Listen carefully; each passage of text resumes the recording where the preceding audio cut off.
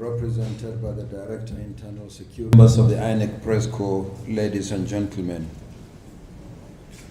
I welcome you all to our second regular quarterly consultative meeting this year, following a similar meeting held on Tuesday, 11th February 2025.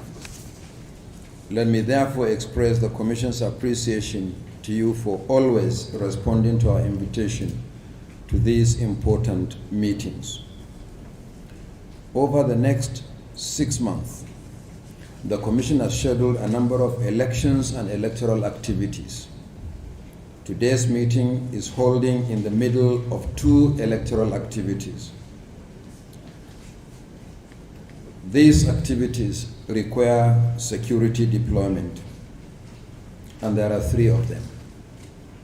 First is the conduct of by-elections to fill vacancies in 16 constituencies in 2 senatorial districts, 5 federal constituencies, and 9 state assembly constituencies. The by-elections will be held in 12 states of the Federation, involving 32 local government areas, 356 wards, and 6,987 polling units. The by-elections will be held on the 16th of August 2025.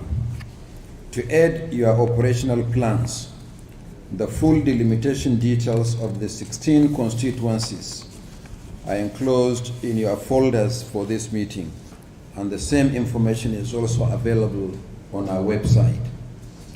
Furthermore, 2 outstanding court-ordered rerun elections, severely disrupted by thuggery and violence, will also be held on the same date upon assurances from the relevant security agencies for adequate security protection.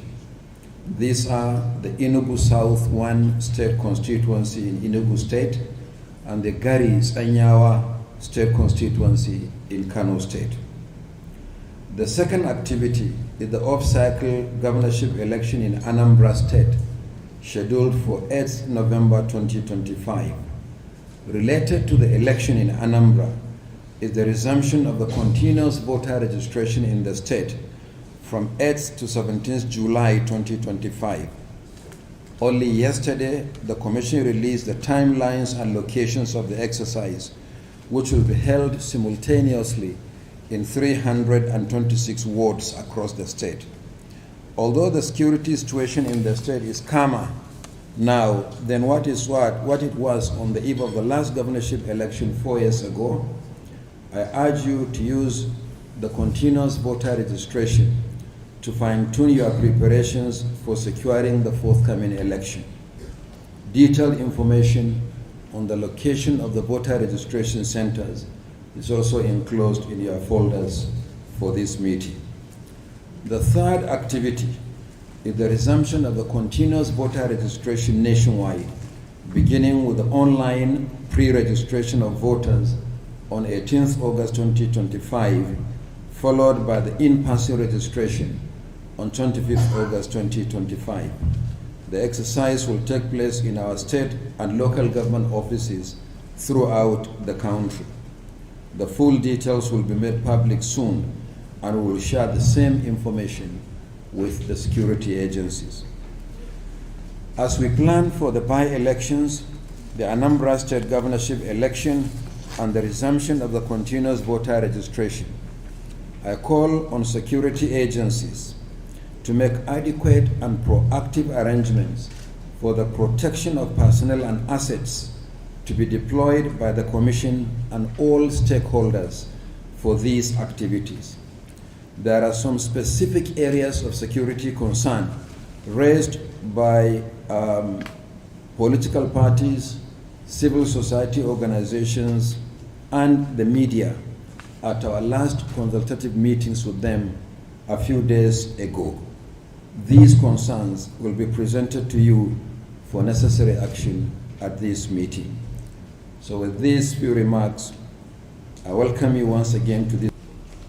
My name is Hassan Abdullahi, sitting in for the National Security Advisor,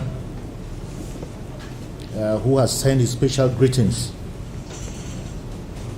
and has asked me to convey his gratitude to the INEC leadership and the entire ISS membership for your unwavering commitment to ensuring free and fair and secure elections since the current administration began 2 years ago. Indeed, our collaborative efforts have been the mainstay of maintaining peace and order during the elections so far held. Now we are on the verge of holding yet another round of important elections, the FCT Area Council's elections, the by-elections to occupy or to fill the vacant seats in the 2 chambers of the National Assembly, and the off-cycle governorship election in Anambra State. In addition, we have the nationwide continuous voter registration, which also require our attention given the volatile situation in some parts of the country. Our primary objective remains to safeguard the integrity of the upcoming elections. Therefore, we must ensure that eligible voters across the country or in the affected part of the country exercise their right to vote without fear or intimidation. In this regard, we will strengthen collaboration between the various security agencies to quickly address potential threats and challenges during the elections. Accordingly, the security component of ISIS will, among others, intensify the intelligence efforts to monitor and preempt any threat to these elections and provide real-time intelligence to enable the implementation of proactive measures. This is especially in states that are currently infested with recalcitrant, subversive non-state actors who could be exploited by desperate politicians to undermine the elections. We also maintain dialogue with the leadership of the political parties and their candidates to foster understanding and reduce tension, as engagement with these stakeholders has proven in the past to be the main priority.